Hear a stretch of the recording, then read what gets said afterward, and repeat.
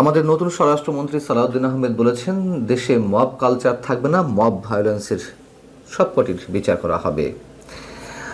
তার এই বক্তব্য আমরা খুব আস্থার সঙ্গে নিতে পারছি না, তার কারণ খোদ আদালতের মধ্যেও যদি ভয়ঙ্কর মবের ঘটনা ঘটে থাকে, আমাদের আশান্বিত হওয়ার কোনো সুযোগ নেই।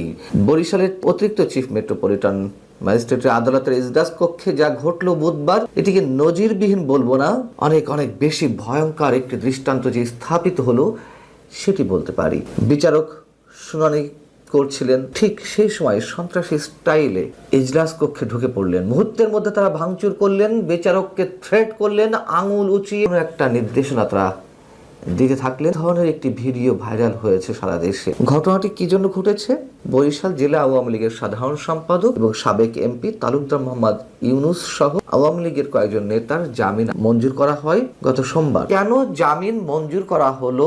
রাজনৈতিক কার্যক্রম নিষিদ্ধ থাকা দল আওয়ামী লীগের নেতাদের, এর প্রতিবাদে তারা মঙ্গলবার দুপুরের আগে চিফ মেট্রোপলিটন আদালত এবং অতিরিক্ত চিফ মেট্রোপলিটন আদালতের কার্যক্রম বর্জন করেন। তারা বিক্ষোভ প্রদর্শন করতে থাকেন। আওয়ামী লীগ নেতাদের জামিন মঞ্জুর করা হয়েছে তা বাতিলের দাবি জানাতে থাকে। যখন তারা শুনতে পেলেন যে না, আদালতের কার্যক্রম চলছে, যেটি জানা গেছে যে বরিশাল জেলা আইনজীবী সমিতির সভাপতির নেতৃত্বে একদল আইনজীবী অতিরিক্ত chief metropolitan magistrate S M. Shariatullah ইজলাসে ঢুকে এই কাণ্ডটি ঘটান। আদালত কক্ষের যে ভেজানো দরজা ছিল সেটি খুলে চিৎকার করতে করতে ভিতরে ঢুকে আইনজীবী সমিতির সভাপতির পেছনে আরো বেশ কয়েকজন আইনজীবী তারা ইজলাসে ঢুকে সেখানে বসার জন্য যে বেঞ্চগুলো সেগুলো তো লাথি দিতে থাকেন, কেউ কেউ সেগুলো উপরে তুলে আছাড় মারতে থাকেন এবং আইনজীবী সমিতির সভাপতি সম্ভবত তিনি বিচারকের সামনে গিয়ে আঙ্গুল উঁচিয়ে থ্রেট করতে থাকেন, চিৎকার করতে থাকেন।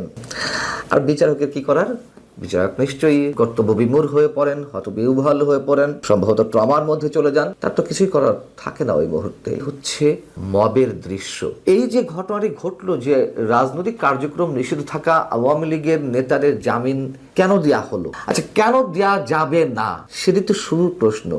তার পরের প্রশ্নটাও যদি করি, আওয়ামী লীগ নেতাদেরকে এই প্রথম কোনো জামিন মঞ্জুর করা হলো দেশের কোনো আদালতে? আমি তথ্য প্রমাণ দিয়ে হাজির করতে পারি যে বিএনপি পন্থী আইনজীবীরা এই জামিনের বিরোধিতা করছেন, এই বিএনপি পন্থী আইনজীবীদের অনেকেই তো মোটা অঙ্কের টাকা নিয়ে কন্ট্রাক্টে গিয়ে তারা জামিন করিয়েছেন আওয়ামী লীগের কোনো কোনো নেতার, মোটা অঙ্কের টাকার বিনিময়ে। এরকম দৃষ্টান্ত যদি তুলে ধরা যায় কি হবে?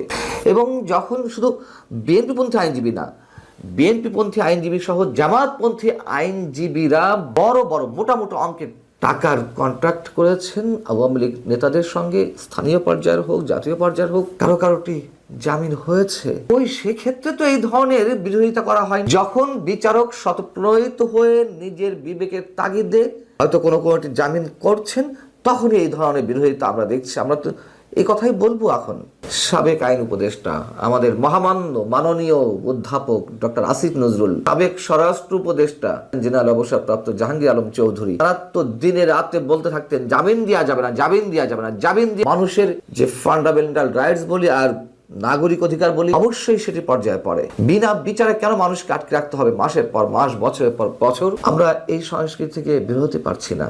আমাদের নতুন প্রধানমন্ত্রী তারেক রহমান যতই আইনি শাসন প্রতিষ্ঠার কথা বলুন না কেন, মন্ত্রী সালাউদ্দিন সাহেব যতই বলুন না কেন মব কালচার আর সহ্য করা হবে না, প্রতিটি মব ভায়োলেন্সে বিচার করা হবে, এই তার নমুনা। সাবেক আইন উপদেষ্টা আমাদের ওই যে কথিত মাননীয় ডক্টর আসিফ নজরুল জামিন দিতে মানা করছেন, কিন্তু কথিত এক জুলাই যোদ্ধা সুরভিকে আটক করা হলো চাঁদাবাজির অভিযোগে। নিশ্চয়ই তার জামিনও আমরা আশা করছিলাম অবশ্যই দিতে হবে, তিনি যেই হন না কেন।